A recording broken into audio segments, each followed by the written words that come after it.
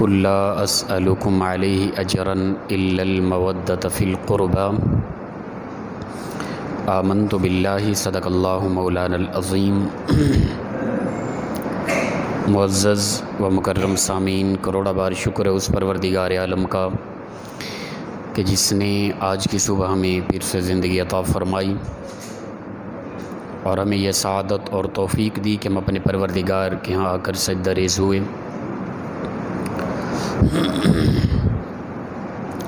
اسلام پر جب بھی مشکل مرحلہ آیا، مشکل وقت آیا، ابتدا میں سب سے آگے رسول اللہ صلی اللہ علیہ وسلم کا گھرانہ ہی نظر آیا۔ دشمن کے مقابلے میں ہاتھ میں تلوار اٹھا کے جو میدان جہاد میں آگے سے آگے نظر آیا نا، وہ رسول اللہ صلی اللہ علیہ وسلم کا گھرانہ تھا، وہ اہل بیت کرام تھا۔ اور یقیناً ان لوگوں کی محنتوں سے اسلام زندہ ہوا، اسلام ہم تک پہنچا۔ بڑے بڑے لوگوں نے اسلام کا مقابلہ کرنے کی کوشش کی۔ دور رسالت میں ہاتھ میں تلوار اٹھا کر جو بہترین جنگجو نظر آیا وہ حضرت علی کرم اللہ وجہ کریم کی ذات مبارکہ ہیں۔ کمال کا دشمنوں کا مقابلہ کیا۔ ان لوگوں کی محبتیں ہمارے لیے لازم و ضروری ہیں۔ یہ درس کے وقت پنکھے کیوں تیز ہو جاتے ہیں یار؟ پہلے پنکھے بند تھے پیچھے، اب لوگ کم ہو گئے ہیں، پنکھے زیادہ تیز ہو گئے، شور بڑھ گیا ہے۔ یہ پیچھے والے دو پنکھے جو آواز ان کے سب سے زیادہ آ رہی ہے، یہ تھوڑا اس میں احتیاط۔ نماز کے ٹائم چلتے رہیں، کوئی مسئلہ نہیں ہے، درس ٹائم تھوڑے ہلکے کر دیا کریں پیچھے۔ اب کچھ سمجھ مجھے بھی نہیں آ رہا کہ میں کیا بول رہا ہوں آواز واپسی پہ۔ اللہ اکبر۔ تو ان لوگوں کا مقام ہے، ان کی فضیلت ہے اسلام کے اندر، ان سے محبت ایمان کا حصہ کیا عین ایمان ہے۔ ان سے محبت نہیں ہے تو یاد رکھیں پھر ہماری یہ عبادتیں، تسبیح و تحلیلات کسی کام کی نہیں ہے۔ حضرت علی کرم اللہ وجہ کریم ایسی ذات ہیں کہ اسلام کے اندر سب سے پہلے اسلام میں معاونت کرنے والی ذات حضرت علی کی تھی۔ مختلف روایت آتی ہیں کہ حضرت علی کرم اللہ یعنی جب رسول اللہ صلی اللہ علیہ وسلم کی بعثت ہوئی، اعلان نبوت ہوا، تو حضرت علی رضی اللہ تعالیٰ عنہ کی عمر مبارک 10 سال تھی یا 16 سال تھی۔ دو روایتیں مستدرک حاکم کے اندر آ رہی ہیں، ٹھیک ہے نا۔ 10 سال کی عمر میں یعنی حضرت علی کرم اللہ وجہ کریم رسول اللہ صلی اللہ علیہ وسلم کے یہاں قریب ہوئے۔ قریب سے مراد یعنی رسول اللہ صلی اللہ علیہ وسلم نے اعلان نبوت کیا، اور بلکہ روایت آتی ہے کہ سوموار والے دن رسول اللہ صلی اللہ علیہ وسلم نے اعلان کیا نبوت کا، منگل والے دن حضرت علی کرم اللہ وجہ کریم نے رسول اللہ صلی اللہ علیہ وسلم کے ساتھ مل کر نماز ادا کی تھی۔ اب کوئی شاید اعتراض کرے کہ نماز تو کافی عرصے بعد فرض ہوئی تھی۔ نماز فرضیت نماز بعد میں ہوئی تھی، اس سے پہلے نماز ہوتی تھی، نفل نماز ادا کی جاتی تھی، فرض نماز نہ تھی۔ تو ایک دن کا فاصلہ، رسول اللہ صلی اللہ علیہ وسلم نے سوموار کو اعلان کیا، منگل والے دن حضرت علی کرم اللہ وجہ کریم اسلام میں داخل ہو چکے تھے۔ اسلام میں داخل ہونے والے سب سے پہلے لوگوں میں سے حضرت علی کرم اللہ وجہ کریم ہیں۔ قریش مکہ کے بڑے بڑے سردار موجود تھے، رسول اللہ صلی اللہ علیہ وسلم نے ان کے ہاں سمجھایا ان کو اور کہا کہ ہاں بتاؤ کون ہے تم میں سے جو اسلام کی سربلندی کے لیے میرا ساتھ دے۔ تمام لوگ خاموش رہے۔ قریش مکہ تو اس بات پر غصہ میں آ گئے، اور اس وقت سب سے پہلا جو ہاتھ اٹھا تھا وہ 10 سالہ بچے کا ہاتھ کھڑا ہوا تھا۔ وہ کون تھے؟ حضرت علی کرم اللہ وجہ کریم تھے، جنہوں نے کہا کہ میں ہی اسلام کی اشاعت کے لیے آپ کا ساتھ دوں گا۔ یعنی سب سے پہلے قریش مکہ کے بڑے بڑے کفار سرداروں کے درمیان اسلام کی سربلندی کے لیے جو ہاتھ بلند ہوا تھا نا، وہ حضرت علی کرم اللہ وجہ کریم کا ہاتھ تھا۔ اور بچے نے اپنے میں چھوٹی عمر میں 10 سال کی عمر میں، اور اس اسلام کے دامن میں سب سے پہلے مبلغ جو ہیں رسول اللہ صلی اللہ علیہ وسلم کے بعد، جنہوں نے گلیوں میں جا کے، مکہ کی گلیوں میں قریش کے بڑے بڑے سرداروں کے سامنے جا کے اسلام کی تبلیغ کی اور اسلام کی دعوت دی۔ اسلام کے سب سے پہلے مبلغ 10 سالہ حضرت علی کرم اللہ وجہ کریم تھے، جس نے سب سے پہلے اسلام کی دعوت گلیوں میں جا کے لوگوں کو دی تھی۔ تو لہٰذا ان لوگوں کی اس قدر محنتیں ہیں، انہوں نے ہر میدان میں کفر سے وہ ٹکرائے، ہر میدان میں انہوں نے جا کے اسلام کی سربلندی کے لیے اسلام کے پرچم کو بلند کیا تھا۔ حدیث مبارکہ کے اندر آتے حضرت زید بن ارقم رضی اللہ تعالیٰ عنہ فرماتے ہیں، یہ میرے ساتھ پاس مستدرک حاکم موجود ہے، حدیث پاک کی مستند بڑی کتابوں میں سے ہے۔ فرماتے ہیں کہ جب رسول اللہ صلی اللہ علیہ وسلم حجۃ الوداع سے واپسی لوٹے اور غدیر خم کے مقام پر ٹھہرے تو آپ نے بڑے بڑے درختوں کے پاس رک جانے کا حکم دیا، ٹھیک ہے نا۔ حجۃ الوداع کے بعد واپسی پہ غدیر خم کے مقام پر رسول اللہ صلی اللہ علیہ وسلم ٹھہرے اور بڑے بڑے درخت تھے، وہاں رسول اللہ صلی اللہ علیہ وسلم نے ٹھہرنے کا حکم دیا، تو صحابہ نے وہاں پر صفائی کرنے کے بعد وہاں ٹھہرے۔ تو رسول اللہ صلی اللہ علیہ وسلم نے فرمایا کہ فرمایا گویا کہ اب سمجھو کہ مجھے بلایا گیا ہے، یعنی اس دنیا سے واپس مجھے بلایا گیا اور میں نے یہ بلاوا قبول کر لیا ہے، ٹھیک ہے نا۔ میں تم میں دو چیزیں چھوڑ کر جا رہا ہوں۔ رسول اللہ صلی اللہ علیہ وسلم نے فرمایا مجھے بلایا گیا، میں نے بلاوا کو قبول کر لیا، تمہارے اندر دو چیزیں چھوڑ کے جا رہا ہوں، ان میں سے ایک دوسرے سے بڑی ہے، دونوں چیزیں ایک دوسرے سے بڑی ہیں، یعنی دونوں کی عظمت کمال کی ہے۔ یہ تو دو چیزیں خاص ہیں جو میں چھوڑ کے جا رہا ہوں۔ پہلی چیز کیا ہے؟ کتاب اللہ۔ دوسری کیا ہے؟ فرمایا میری میرے آل بیت، میرا گھرانہ۔ یہ دو چیزیں ایسی میں تم میں چھوڑ کے جا رہا ہوں۔ اب فرمایا کہ تم خود سوچ لو کہ ان کے ساتھ کیسا برتاؤ کرنا ہے، قرآن کے ساتھ، اہل بیت کے ساتھ۔ قرآن سے کس قدر زندگی لینی ہے، اہل بیت سے کس قدر محبت کرنی ہے، یہ تم خود سوچ لو، کیونکہ یہ دونوں کبھی ایک دوسرے سے فرمایا جدا نہ ہوں گے۔ اہل بیت اور قرآن یہ دونوں ایک دوسرے سے جدا نہ ہوں گے۔ اچھا، معذرت کے ساتھ روایت آگے، ساتھ میں یہ بھی گزارش کر دوں کہ آج کل اکثر مصنوعی طور پہ لوگ سید کہلانے والے ہیں، یہ بھی بڑا عجیب معاملہ ہے۔ سید کی پہچان کیا ہوگی؟ جو قرآن کا قاری ہوگا۔ سید کون ہوگا؟ جو قرآن کے ساتھ ملا ہوا ہوگا۔ سید وہ ہوگا جس کے ساتھ قرآن ملا ہے، جسے قرآن کا مکمل علوم حاصل ہیں، ٹھیک ہے نا، قرآن سے وہ جڑا ہوا ہے، جس کی زندگی قرآن کے عین مطابق ہوگی، وہ سید ہوگا۔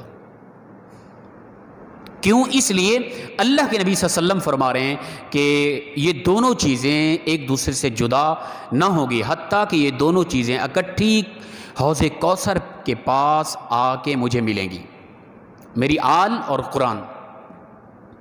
آج ہر وہ جو اپنے آپ کو شاہ صاحب یا سید کہلانے والا، علیاذ باللہ، گستاخی نہ ہو جائے، آج کل کوئی حالات اس طرح کی یہ باتیں کرنا مجبوری بن گئی ہے ہماری، سمجھانا مجبوری بن گئی ہے ہماری۔ لوگوں نے دکانیں کھول لی ہیں، یعنی رسول اللہ صلی اللہ علیہ وسلم کی نسبت اپنی رسول اللہ صلی اللہ علیہ وسلم کی طرف کر کے لوگوں نے دکانیں کھولی ہیں اس وقت، اور ان لوگوں کی حقیقت یہاں بیٹھ کے بتانا مجبوری ہے، اگر نہ بتائیں تو قوم کہاں کی کہاں جا رہی ہے۔ تو لہٰذا اللہ کے نبی صلی اللہ علیہ وسلم نے فرمایا یہ دو چیزیں تمہارے اندر چھوڑ کے جا رہا ہوں، اللہ کی کتاب قرآن پاک، اپنی آل، یہ دونوں چیزیں، ان کے ساتھ اب تم خود سوچ لو کہ کیسا برتاؤ کرو گے، تم ان کے ساتھ محبت کیسے ہوگی، قرآن سے اصول زندگی کیسے لوگو تم لوگ۔ اور فرمائی یہ دونوں آپس میں کبھی بھی جدا نہ ہوں گے، یہاں تک کہ حوض کوثر پر آ کر یہ دونوں، میری آل اور قرآن، مجھے آ کے ملیں گے۔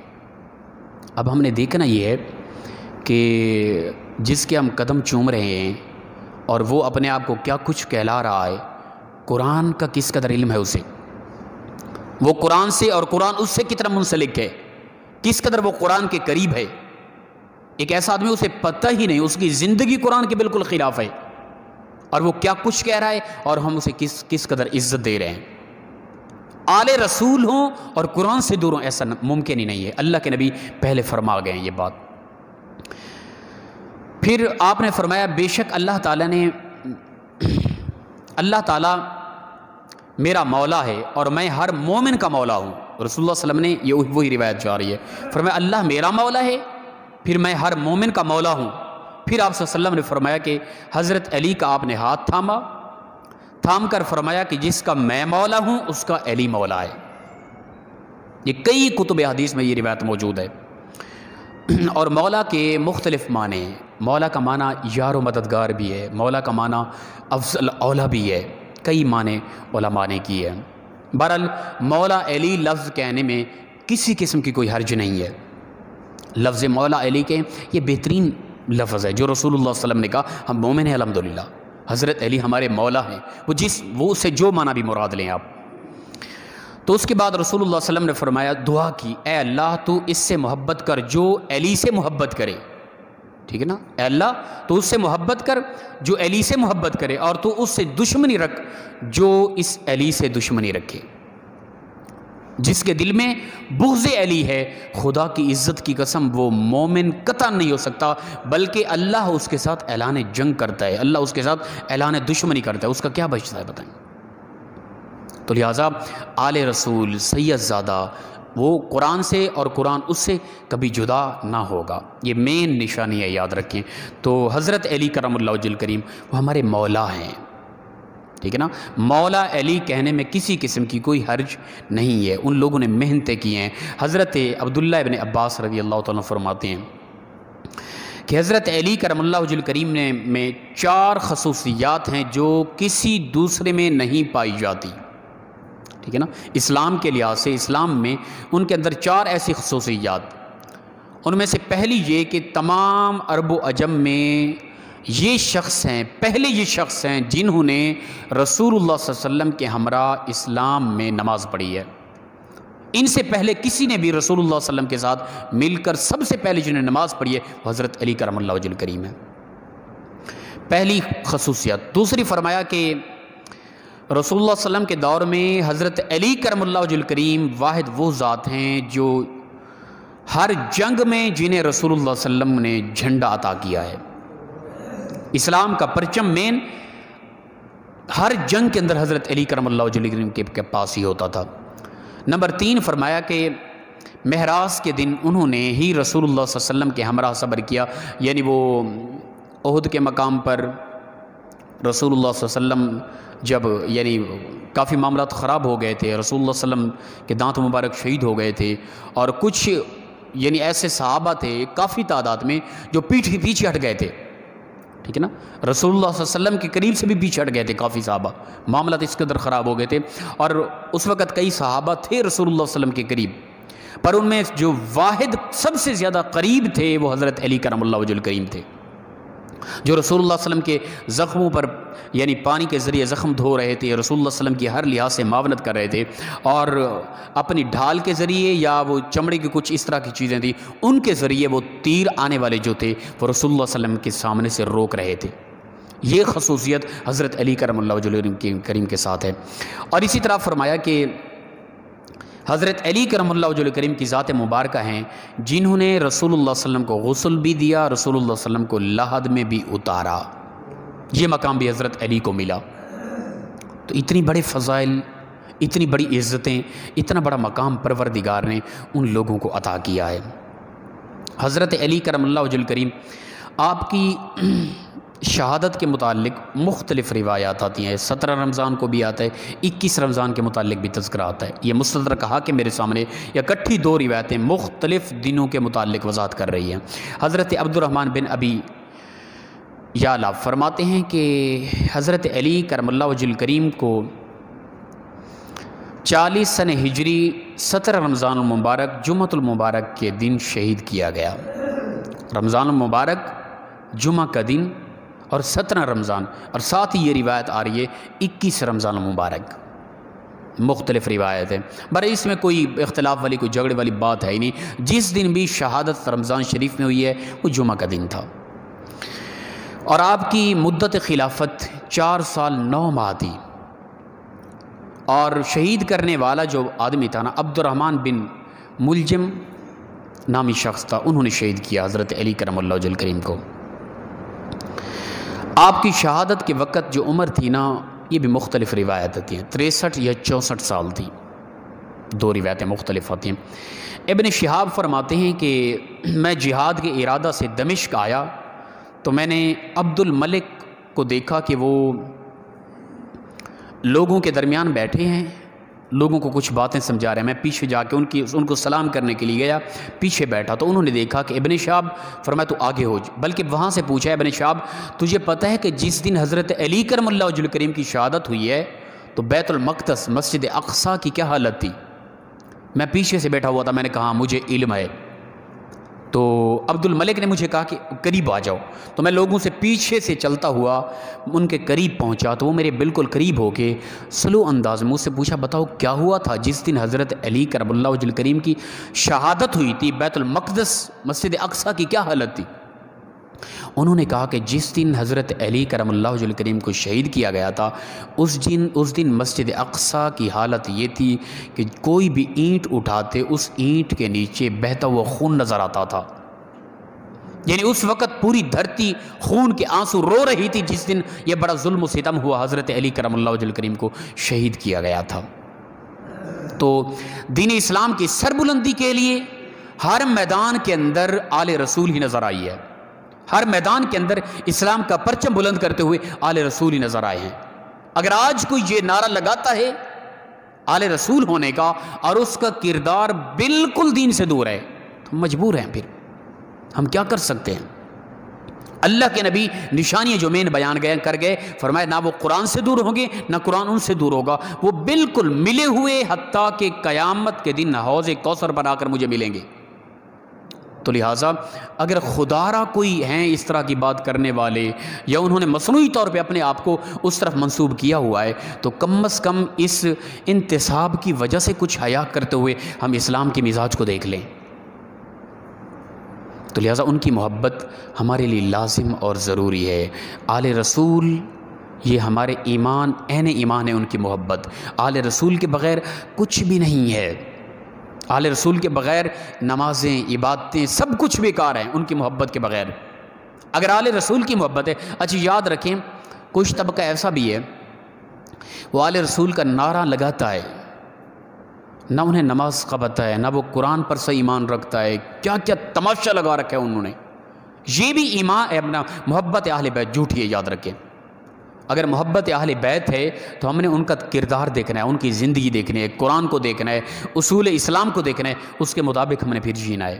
محبت اہل بیت ہو اور نماز بندہ نہ پڑھے ایسا ناممکن ہے، محبت اہل بیت ہو قرآن سے انسان منسلک نہ ہو ایسا ناممکن ہے، محبت اہل بیت ہو بغض صحابہ ہو ایسا ناممکن ہے، یاد رکھیں۔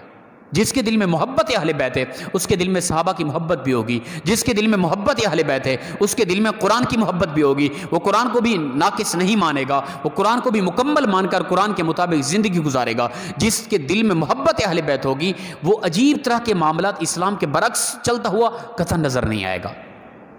تو لہٰذا اہل بیت کی محبت کا نعرہ محض نعرہ، صرف دعوے اہل بیت محبت، اس کی دلیل بھی لازم و ضروری ہے۔ اور دلیل کیا ہے؟ قرآن سے منسلک ہونا۔ دلیل کیا ہے؟ صحابہ کی محبت ہونا۔ دلیل کیا ہے؟ اسلام کے مزاج کے مطابق چلنا۔ دلیل کیا ہے؟